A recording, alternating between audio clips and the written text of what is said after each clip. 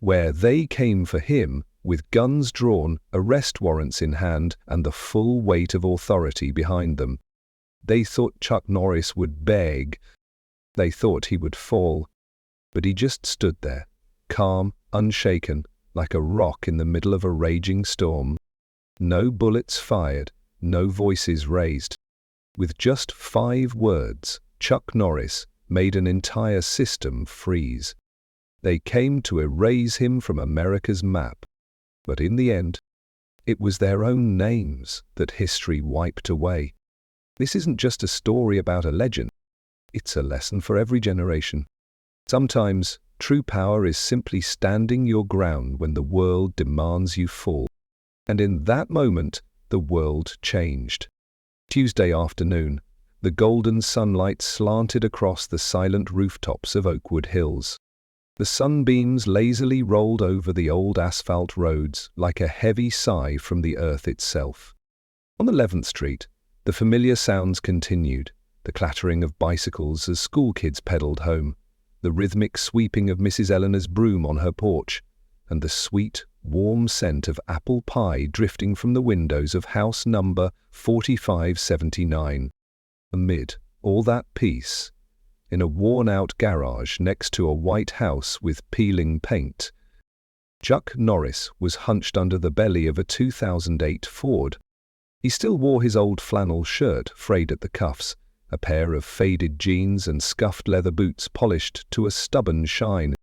His beard had long turned a seasoned salt and pepper, but his eyes, steady and unwavering, held the same certainty as a man tightening a stubborn engine bolt. Slow, but sure. Out by the fence, Gina, his wife, was replanting some lavender bushes. Each time she bent down, she let out a soft sigh, murmuring to herself, "My back isn't what it used to be." But her eyes, they never strayed far from Chuck. It was instinct, the kind forged by nearly 40 years of marriage, through every kind of battlefield, war, peace, life itself. There was a soft clack from under the Ford. Chuck slid out from beneath the car, wiping his hands on an oily rag. He called out, his voice steady and light. "She's all yours, Gina. This car's fine now. Just needs a driver who knows how to listen to an engine." Gina didn't answer right away. She was smiling, a quiet, certain smile. Because when Chuck said, "It's fine," it wasn't just about the car. It meant to everything. The car, the house, even the whole world was fine too. But then, the first sound came. It wasn't loud. It wasn't urgent. Just 3 soft taps, deliberate on the hood of the old Buick parked near the curb. Not a knock. Not a playful child's tap. A signal. A warning disguised as a whisper. Chuck turned his head. A man stood next to the Buick. Light blue jacket. A faded name badge clipped to his chest, but even from this distance, Chuck recognized it. A Department of Transportation ID. "Excuse me, Mr. Norris?" the man called, his voice calm, too calm. Chuck stood, brushed his hands off, and nodded politely. "Just, Chuck is fine. Something wrong with my car?" The man smiled, but the smile never reached his eyes. "Oh no, it's just a routine inspection. Some older models are flagged for a quick check of the VIN number. It won't take more than 5 minutes. Mind if I—" Chuck studied him a second longer than necessary. He wasn't a man who doubted everyone, but he'd learned, long ago, to trust his gut. And today, his gut was tapping on his ribs. The car's in good shape. Registration records are with Ellie down at the DMV, 3 blocks over. The man nodded, almost too quickly. "Right, I know. But this is an internal directive. Field verification on certain models. I'm just following orders." The man's voice was soft, too soft. Chuck heard it right away.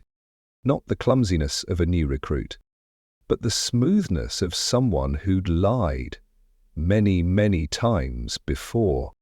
Chuck took half a step back, not retreating, Just creating space. What exactly do you need? Just pop the hood, I'll snap the VIN, take a few photos and be out of your hair. Won't affect anything. Chuck said nothing. He glanced sideways. Gina was standing still by the fence, still clutching her garden spade. But her eyes, sharp and wary, never left the stranger. Slowly, Chuck lifted the hood.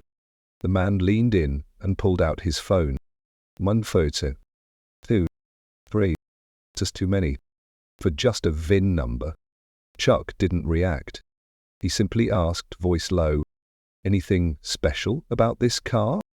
The man straightened up, giving a stiff, awkward chuckle. No, just routine." Then he turned quickly and walked away. No handshake, no goodbye. Just the back of a car bearing unfamiliar plates, starting with MXG, pulling farther and farther away. That night, Chuck didn't sleep, not out of fear, but because his mind was drawing a map, connecting dots that most would miss. But Chuck couldn't ignore it. That night, Chuck sat at the kitchen table, the old laptop humming quietly beside him, not connected to the internet, of course.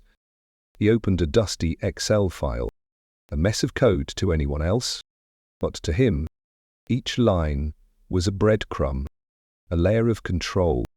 His eyes scanned until he found it. Line 4, MXG equals Mobile E-External Grid, a long-defunct surveillance group, disbanded. Since 2009, Chuck straightened in his chair. His back twinged, a dull ache he ignored. His mind, however, was razor sharp. He slid open a hidden drawer under the floorboards. Beside, a small wooden box. From it, he pulled an ordinary-looking pen. Inside the pen is a microchip. Chuck didn't tell Gina that night. Instead, he quietly checked every door lock, every window latch, every hidden camera connection around the house. He'd know when someone knocked 3 times on the hood of your old Buick. The country was his. They weren't looking for a VIN. They were checking if you were still awake. Still dangerous. The next morning, Chuck found the second anomaly. An email from the cardiology clinic where Gina had been treated 3 years ago. "We cannot locate any record for a Gina Norris in our system. Please verify the name and patient ID." Chuck didn't react immediately. He simply scanned and sent an old hospital discharge form and a faded prescription slip. An hour later, they replied, "No patient matching that record exists. Our database is clear." Gina furrowed her brows. "But I still have my old ultrasound scans." Chuck nodded. "They didn't delete your file. They moved it. And when they moved, they erased the trail." "Who would do that?" Gina whispered. Chuck looked at her, voice low and grim. "Someone testing how real we still are." It wasn't fear that settled into Gina's heart. It was something colder. Something that only happens when you realize you are being quietly erased. That afternoon, Chuck found the garage door unlocked, not broken, replaced. Someone had switched out the inner padlock with an identical one. Same model, same scuff marks. Almost. Chuck spotted the tiny oil fingerprint at the base. Feeling too fresh, too deliberate. Inside, his car maintenance supplies were slightly rearranged. A roll of specialized wiring, missing. Nothing stolen, nothing obvious, but everything touched. Early that morning, after the quietest breakfast Chuck and Gina had shared in months, Chuck opened a drawer beneath the coffee machine. Inside, a thick envelope, sealed tight, scrawled across it in his own handwriting. "Open only when the real storm hits." Gina recognized it instantly. "That's from when you retired." Chuck nodded. "Not classified documents. Just our list. Crystalia, a list of names, call signs, dates of last access, people who once worked on the other side of the wall. Gina didn't ask for more. She knew the wall wasn't just a metaphor for battle in the past. There was a boundary between those who knew and those who were made to forget. Chuck smoothed the envelope flat, as if folding a flag before a final march. "I need to verify something," he said. Gina's voice was soft. "Are you gonna call?" Chuck lifted his head, eyes steady and full of quiet resolve. The last man who ever had access to Tier 6. He stood, moved to the bookshelf, and pulled down a heavy encyclopedia. Page 143. The back cover detached cleanly, revealing a hidden compartment. Inside, an ancient flip phone. Still charged, still isolated. Chuck powered it on. The screen blinked. "Welcome, secure mode enabled. No contacts. No phone numbers. Only one option. Voice code access." Chuck lowered his voice, slow and deliberate. Echo November 081. S-level, CH344A. Open channel, Lucas. The phone buzzed. After a moment, a young voice answered, crackling through heavy encryption. "Please tell me this isn't about car repairs, Uncle Chuck." Chuck didn't laugh. He simply said, "Lucas, they've started." Silence stretched across the line. "How many steps in?" Step 1. Erased Gina's medical records. Step 2. Then check. Visit. Step 3. Silent infiltration of the garage. Chuck paused. "No doubts anymore." Lucas exhaled hard. Keys clattered rapidly on a keyboard somewhere far away. "Let me check the old back door.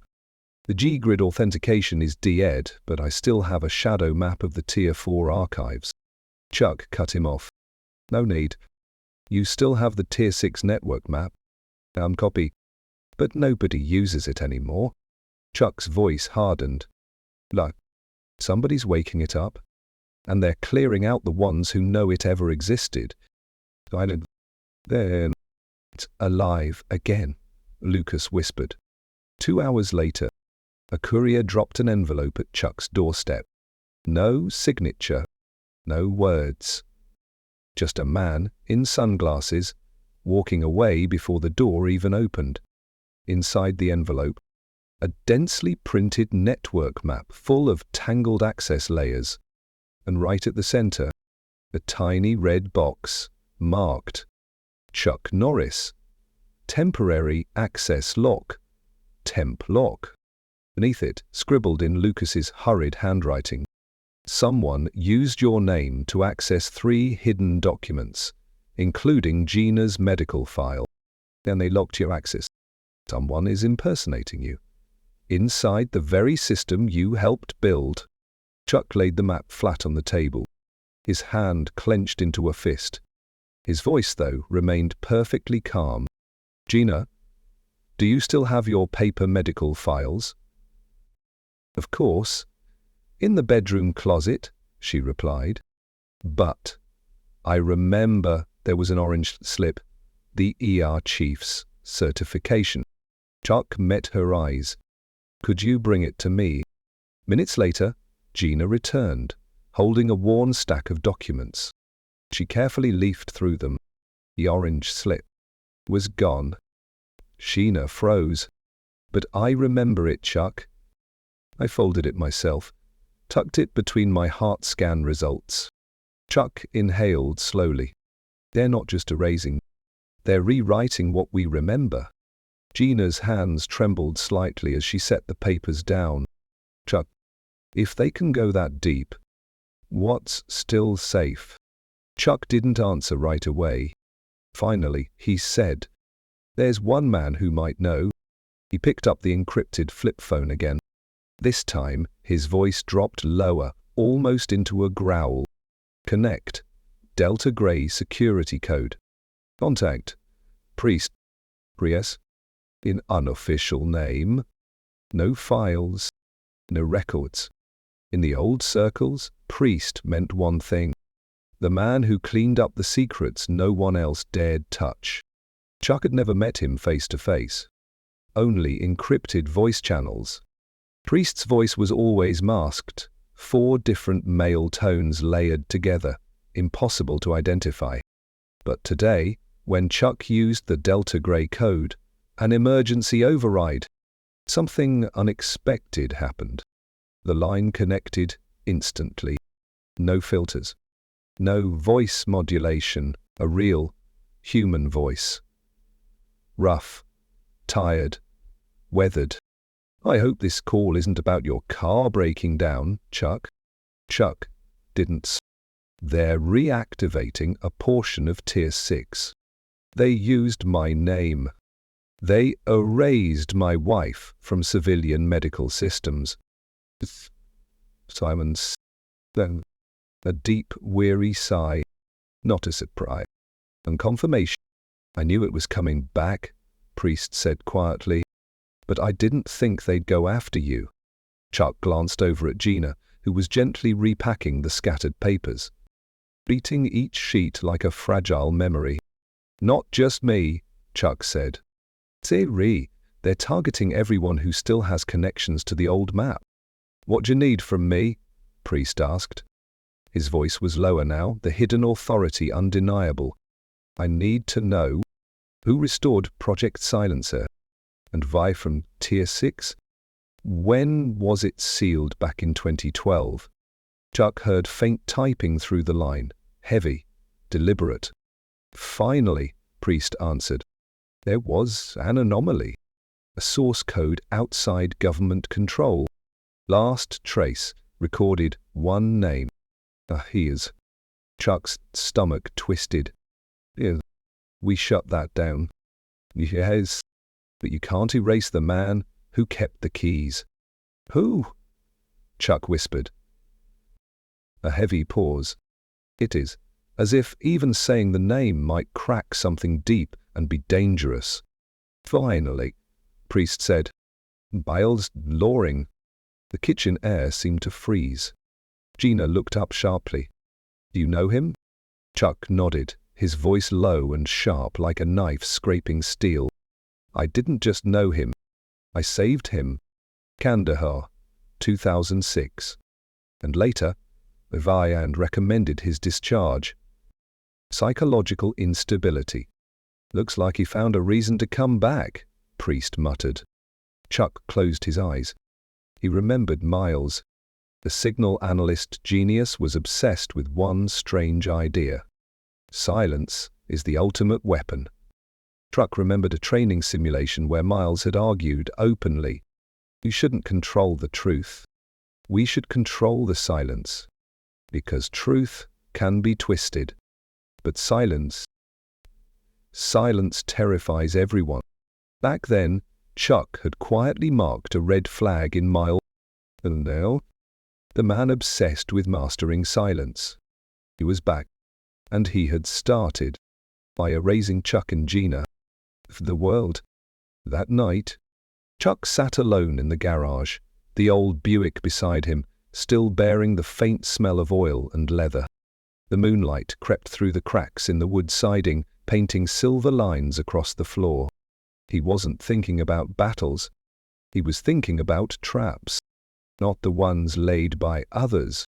The ones you let others step into by standing still. The next morning, Chuck, Gina and Lucas gathered around the kitchen table. No big speeches. No drama. Just a map. A wet pen. 3 cups of hot tea were steaming quietly. Chuck spread the map open. He marked 3 points with careful, deliberate crosses. The old transmission tower at North Hollow Hill. The abandoned municipal archive downtown. A forgotten house buried deep inside Willow Creek Forest. Lucas leaned in, eyebrows knitting together. These were Tier 6 fallback points, weren't they? Chuck nodded. If Miles or anyone is trying to reboot Silencer, they'll meet one of these places. to set up a relay node. Gina's voice was soft. You're planning to check all three? Chuck shook his head. No need. We only need to be where they think we'd be too scared to go. He circled the old house deep in Willow Creek. Lucas frowned. The place was used for quarantine during data breaches, right?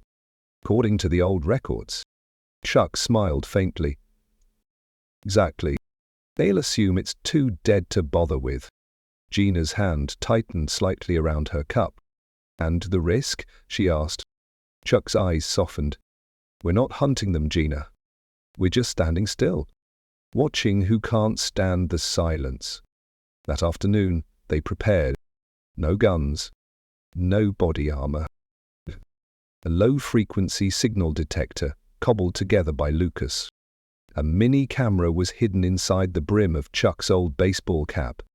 An ancient analog radio receiver, salvage from Chuck's days in the field. Before leaving, Chuck paused at the front door. He looked at Gina for a long moment. I'm sorry, he said quietly, for dragging you into this again. Gina smiled, a gentle, unwavering smile. You didn't drag me. I chose to be here. Then she added, half joking, besides, who else would make you tea after all this? Chuck chuckled. A real, warm laugh. The first in days. Willow Creek was famous for its blazing autumn leaves, a watercolor of red and gold. But now, in late spring, it was quiet. And the trees murmured above them, whispering old secrets through the misty breeze. The Buick's tires crunched over the forgotten trail leading into the woods. Overgrown grass brushed the sides of the car. Old tire tracks, faded and half swallowed by new growth, hinted that no one had been here in months. Lucas adjusted the antenna on the signal detector perched on his lap. We're just listening, right? He asked, voice tight. Chuck nodded. No broadcasting, no footprints.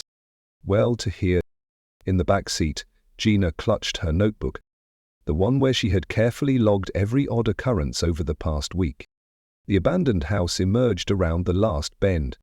The roof sagged. The wooden walls wept, green with moss. A door hung askew on one twisted hinge, moaning softly in the wind. A graveyard of forgotten intentions. Chuck pulled the Buick to a stop about 100 meters away. He killed the engine. He motioned to Lucas. Leave the detector running. Get a baseline signal. Lucas set the device to slow scan.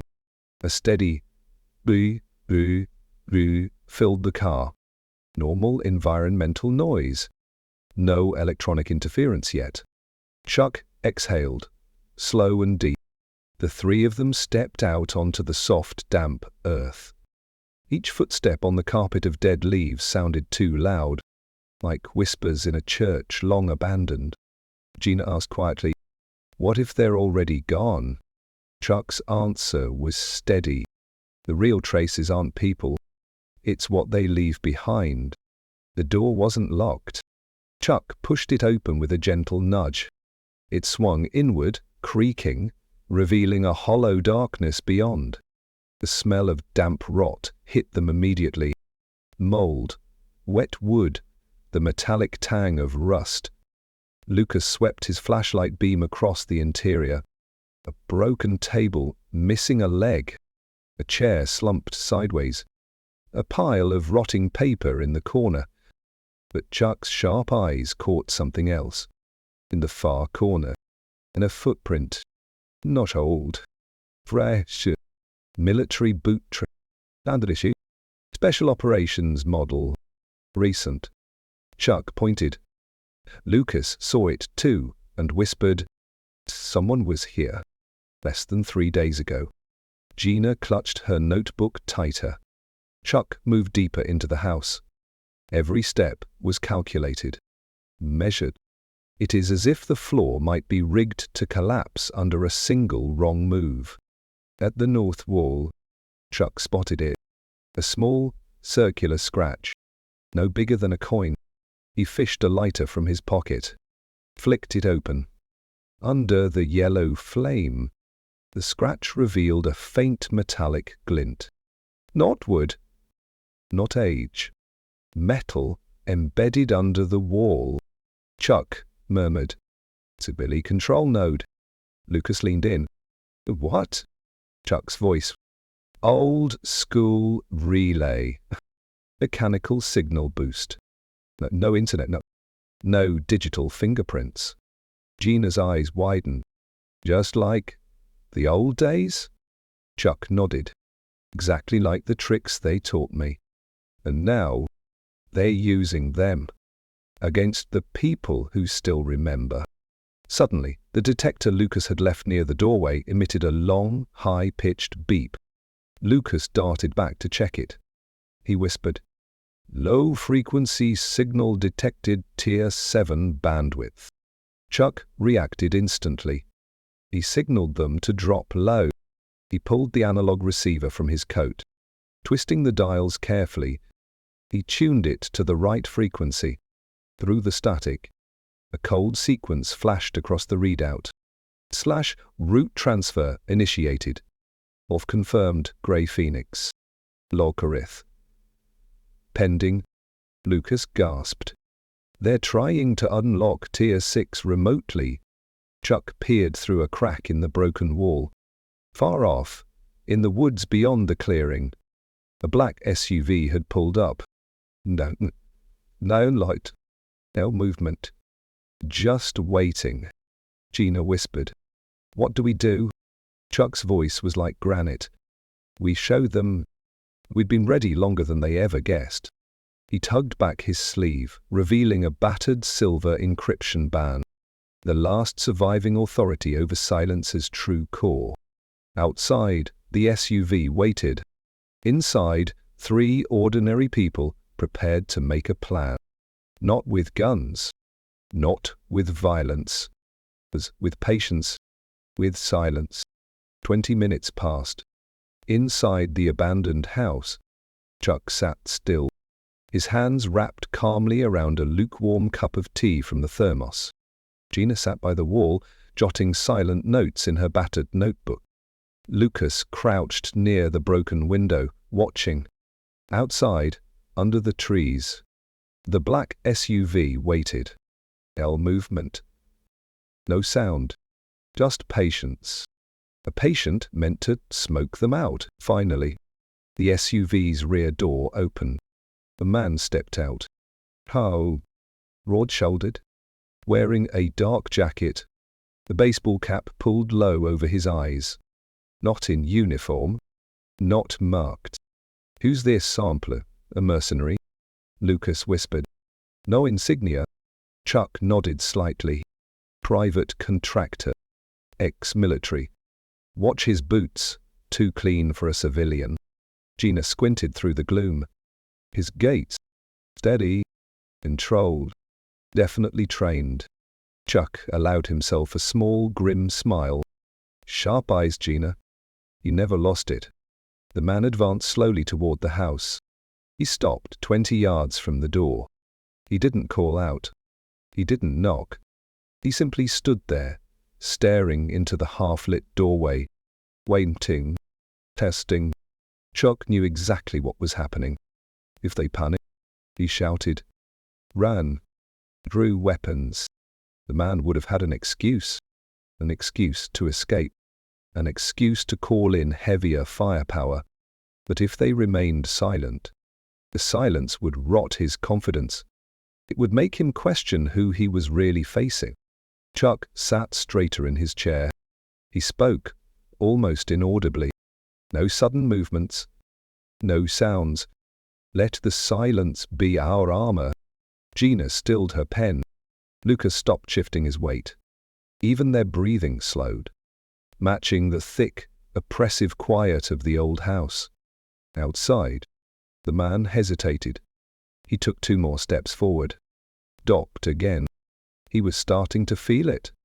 Chuck could see it in the twitch of the man's fingers, the slight shrug of his shoulders. Pressure. The creeping scent that he wasn't the predator here, but the prey. Chuck counted silently in his head. 30 more seconds, he thought. And he'll break.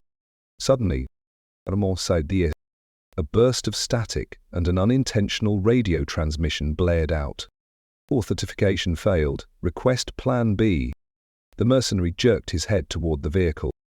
Lucas instantly twisted the analog receiver to catch the transmission. The screen flashed. Plan B. Engage target.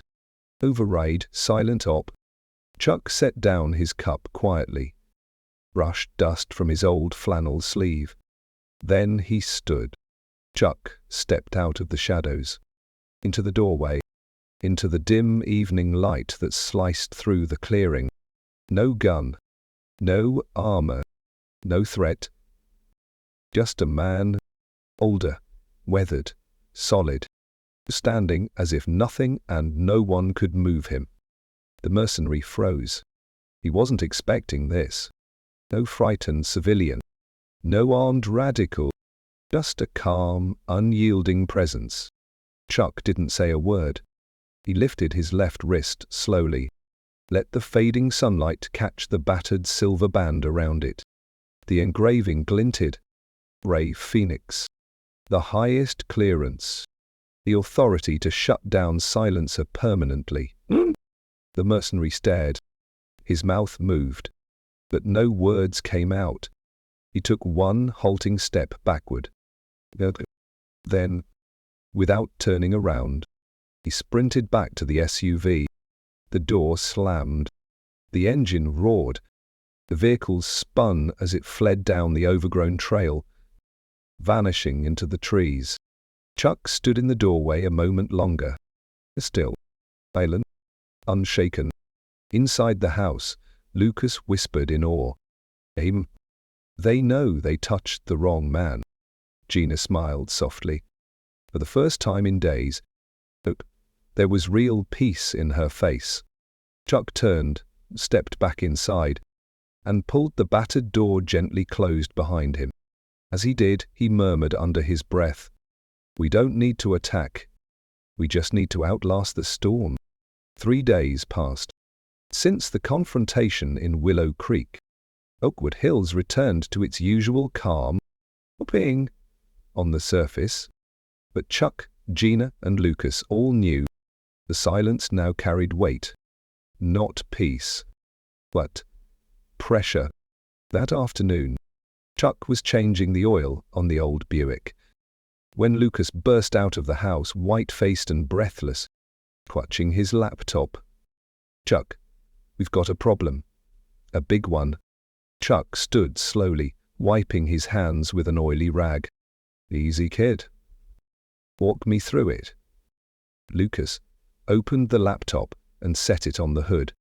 On screen, a headline flashed in bold red. "Breaking. Former military operative, Chuck Norris. Into illegal data interference network." CNB. Newsnet today. A grainy photo of Chuck pulled from old military files sat next to a damning article. The text accused him of being part of a hidden data access ring, interfering with national security infrastructure. Gina stepped out, saw the screen, and her face paled. "Dear God. What are they doing to us?" Chuck stared at the screen, expression unreadable. "Baby can't beat us in the open. So now, they'll try to crush us with perception." Lucas muttered. "But they don't have evidence." Chuck sipped his coffee, slow, deliberate. "They don't need evidence. Just enough noise to drown the truth." He turned to Lucas, voice firm.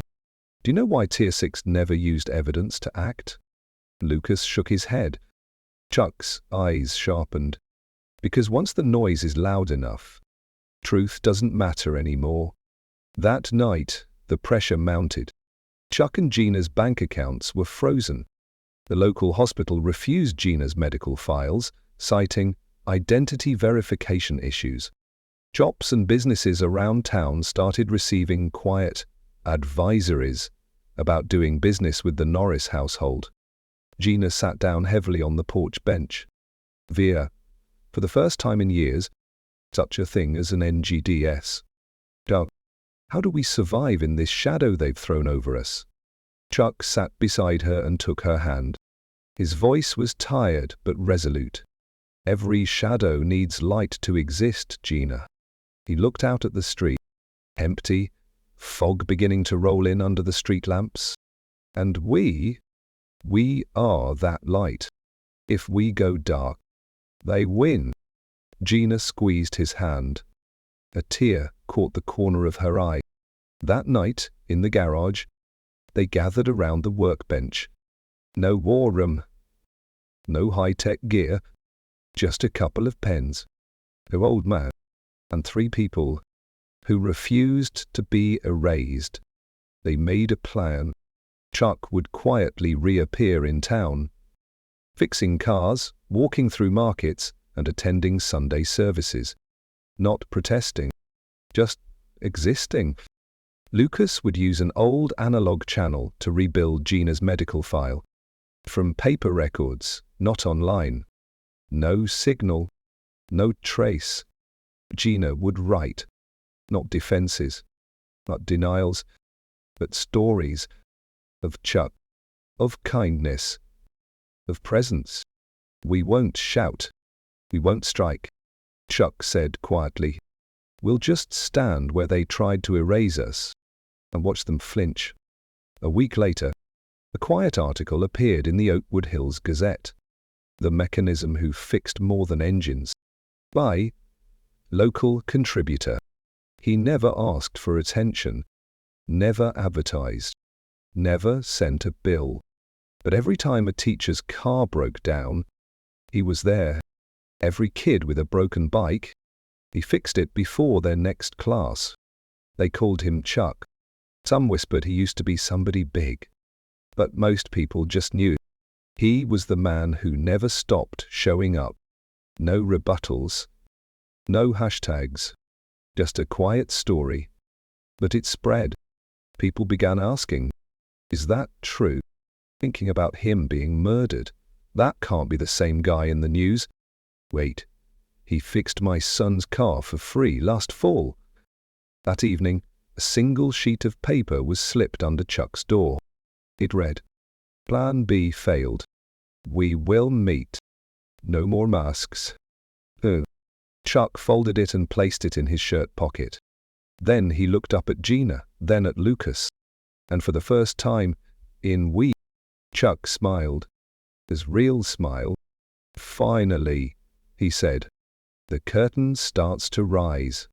That night, a soft drizzle blanketed Oakwood Hills. Not a storm. Just enough rain to blur the streetlights and soak the memory of the day. Chuck sat on the porch, a warm cup of tea in hand. Behind him, the living room glowed gold. In front of him, only darkness and the soft patter of water against stone. Inside, Gina carefully filed away documents. Lucas paced back and forth like a restless shadow. Are you sure we should let them meet you here? Lucas asked for the 3rd time. Chuck didn't answer right away. He took a sip of tea, eyes never leaving the wet driveway. Finally, he said, There's no better place than me. Huh? Why? Chuck gave a soft, dry smile. Because this is my home, and if a man can't protect his home, he can't protect anything. 11:00 p.m. The low hum of an engine emerged from the far end of the street. A black SUV, unmarked. Ronald quietly toward the house, headlights off, tires whispering over wet gravel like a predator stalking in the night. Lucas swallowed hard. Gina pulled her shawl tighter. Chuck rose and placed his cup on the table. He stepped to the edge of the porch, solid and silent, like a stone rooted into the earth. The SUV stopped 5 meters from the porch. The door opened. A man stepped out, tall, gaunt, wearing a long black raincoat. He didn't shield himself from the rain. He let it soak him. Chuck didn't need an introduction. He knew. Miles Loring. Miles looked up at Chuck through wet strands of hair. His eyes weren't the trembling ones from Kandahar. They were colder now, hard, worn down, not by age, but by purpose, twisted too far. Chuck crossed his arms. He didn't move, but didn't retreat. He stood there, not like a soldier, but like a boundary. Miles spoke first. "You haven't changed. Still stubborn. Still clinging to old wood and rusted ideals." Chuck smirked slightly. "This old wood's weathered more storms than you've ever faced, Miles." "When did you fall?" Mears chuckled, no shame in his voice. "The day I realized the silent ones get crushed first. Speak first, or be forgotten. That's the new world." Chuck shook his head slowly. "No, they don't crush the silent. They step on the board, not the ones who stand tall in the quiet." Miles's eyes narrowed. "You still think the world plays fair? You haven't learned. The system doesn't wait for your dignity, Chuck. It erases it." Chuck took a slow step forward. Rain traced lines down his face like war paint. "Systems change, but principles don't. If we lose those, then we stop being people." Miles reached into his coat. He pulled out an envelope, thick, dry despite the rain. He held it out. "You can walk away." Vanished quietly. "We'll give it all back. Records, assets, your name. Just disappear. Leave Silencer behind." Chuck looked at the envelope. He didn't move. "So you can rebuild, Silencer, and turn the world into a muted wire grid, where only the powerful speak." Miles shrugged. "Dreams die, Chuck. Now only those who adapt survive." Chuck stepped off the porch and into the rain. No coat, no umbrella, only clarity. Some things are worth dying with, Mile. Honor, memory, truth. Miles's hand clenched around the envelope. Inside the house, Gina whispered a prayer. Lucas from the shadows held his breath. Miles stared. "You'll regret this," he said, repeating the same words from the anonymous phone call days before. Chuck shook his head slowly. "Regret is for people who had choices. I never had one. I only had what was right." Miles gritted his teeth. Suddenly, he tossed the envelope at Chuck's feet, turned, stormed back to the SUV. Before getting in, he paused. "You win this round. But the war isn't over." Chuck said nothing. He watched the SUV disappear into the night. Then he bent, picked up the envelope, and dropped it into the trash bin by the gate, without opening it. Rain continued to fall. Chuck remained there for a moment, letting it wash away not just the mud and lies, but the fear. When he finally stepped back inside, Gina was waiting with a towel. She wrapped it around his shoulders gently, whispering, "We don't have to win every battle, Chuck." He looked into her eyes, smiled, tired but certain. "We just have to stand long enough to prove we never surrendered." That night, after the confrontation with Miles, the town settled into an uneasy peace. No more black SUVs, no more false headlines. But Chuck knew, real battles don't end with victories. They end with choices. At the kitchen table, under the soft glow of the old light bulb, Chuck sat nursing a cold cup of tea. Gina sat opposite him, her hands folded tightly. Lucas leaned silently against the garage door, the last traces of oil still on his hands. Chuck ran a fingertip around the rim of his cup, listening to the faint, lonely hum. Finally, he lifted his head. "It's time," he said. Gina understood immediately. She didn't ask, "Time for what?" She just took his hand. Lucas straightened, alarmed. "You're leaving?" "But you're the one keeping this town together." Chuck smiled gently, a sad, knowing smile. No, Lucas. A real community doesn't need one man to hold it up. It just needs to remember it can stand on its own. There was no grand send-off, no speeches, no brass band, just a grey morning mist. A battered Buick packed with a few essentials, a box of old tools, a handful of tattered books, an old, faded flannel shirt. Chuck zipped his jacket, tugged his cap lower, and stepped outside. Gina stood in the doorway, nodding silently. The way you salute. Something too sacred to cheapen with words. Lucas stumbled forward, pushing a folded map into Chuck's hand. Marked a few towns, places that could use someone who knows how to fix things. Lucas said, his voice thick with emotion. Chuck accepted it with a nod. Thanks, kid. And remember, when you see someone who needs a steady hand, don't wait for permission. Be the first to move. Lucas swallowed hard and nodded. Chuck walked to the Buick, opened the door. Before he climbed in, he turned back. Across the street, people had gathered quietly.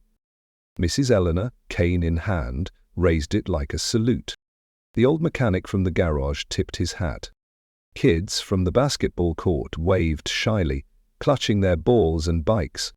Even the town priest stood silently, hand resting on a battered Bible. No words were exchanged. They didn't need to. They understood. Sometimes the greatest leaders don't leave by standing atop a podium. They leave by making sure no one needs them anymore. Chuck gave a small nod. Not a wave. Just a quiet acknowledgement. Then he climbed into the Buick, started the engine and pulled away from Oakwood Hills, heading toward the distant horizon. The two-lane road stretched ahead. Long, empty, open. Chuck turned on the crackling old radio. A scratchy song filtered through the static. Some roads we travel alone, but the footprints we leave will outlast the dust we stir. Chuck smiled faintly. Wind whipped through the open window, carrying the scent of damp earth and fresh grass.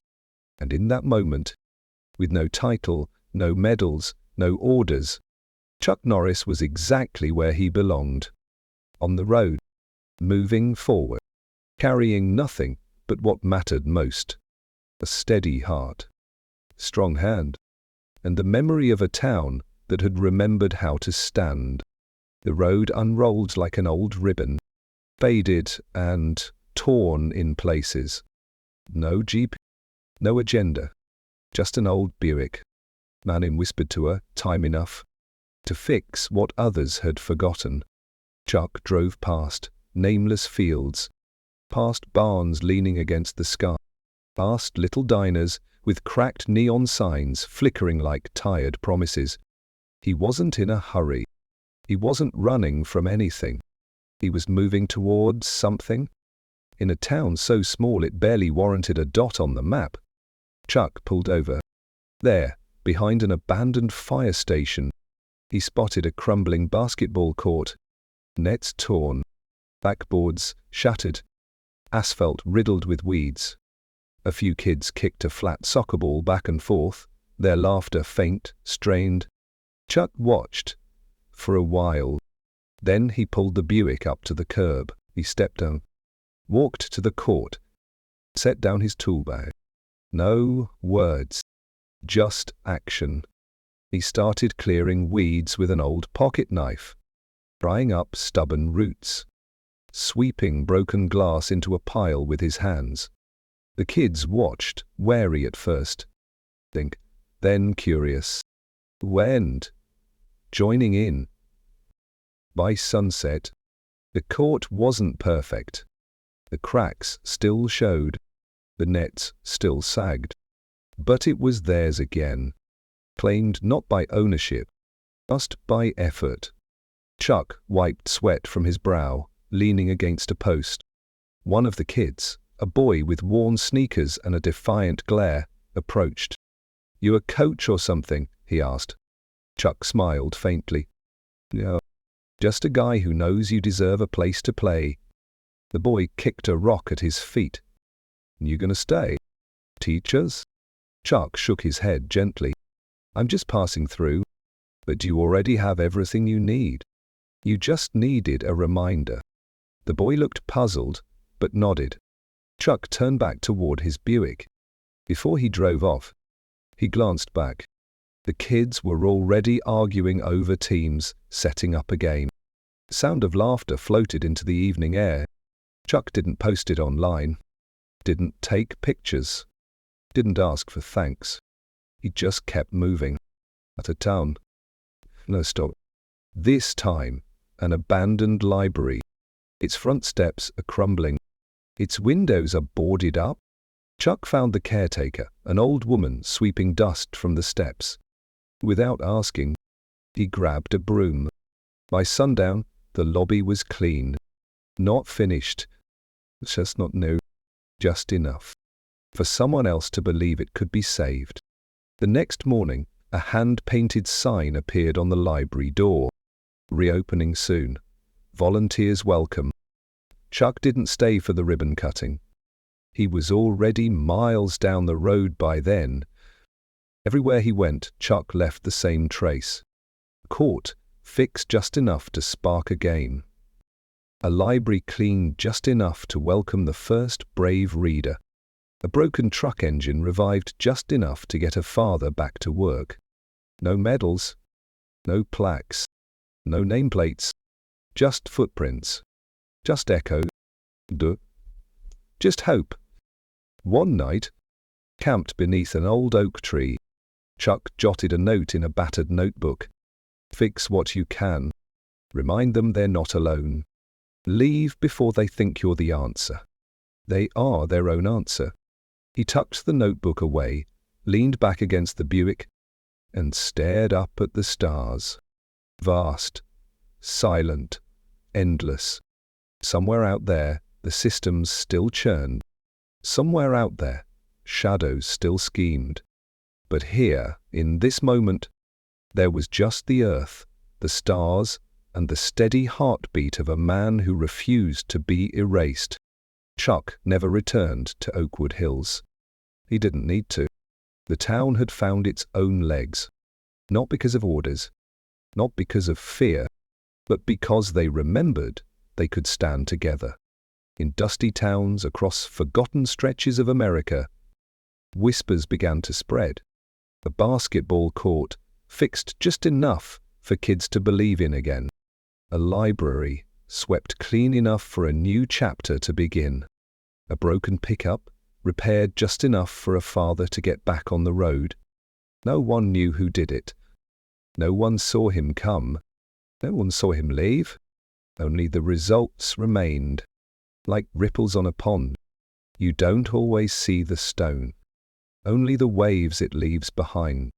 In Oakwood Hills, years later, the kids who once played barefoot on a cracked court would tell their kids. There was a man. He didn't say much, but he showed us how to hold a hammer, how to fix a fence, how to look someone in the eye and stay standing. At the town library, a small brass plaque was eventually mounted, not on the wall, but inside a drawer hidden away by the volunteers. In honor of the quiet fixer, for reminding us we were never broken beyond repair. No one knew who put it there. And that was the point. Chuck drove on, season after season. He helped when he could, fixed what needed fixing, moved on when the work was no longer his to finish. He never stayed long enough to be thanked. He never stayed long enough to be missed. He stayed just long enough to remind people of their own strength, then disappeared like morning mist. One autumn evening, as golden leaves rained down around an old country road, Chuck pulled over. He sat on the hood of the Buick, sipping lukewarm coffee from a battered thermos. The sun sank into the hills, bleeding orange and purple into the sky. Chuck opened his worn notebook one last time. He flipped to the final page. Empty, waiting. For a long moment he stared at it. Then, in his steady, careful handwriting, he wrote, "Sometimes The loudest way to change the world. It is to walk quietly through it, leaving it stronger than you found it. Chuck closed the notebook, set it carefully on the passenger seat, started the Buick, and drove on, into the dusk, into the quiet, into the endless road that had always been waiting for men like him. Final note. Chuck Norris didn't save the world by fighting it. He saved it, but believing it was still worth saving. One broken window, one forgotten library, one lonely town at a time. No headlines, no medals, no fanfare, just the quiet, stubborn, patient power of one man who refused to let silence mean surrender. And that, perhaps, it was the greatest victory of all.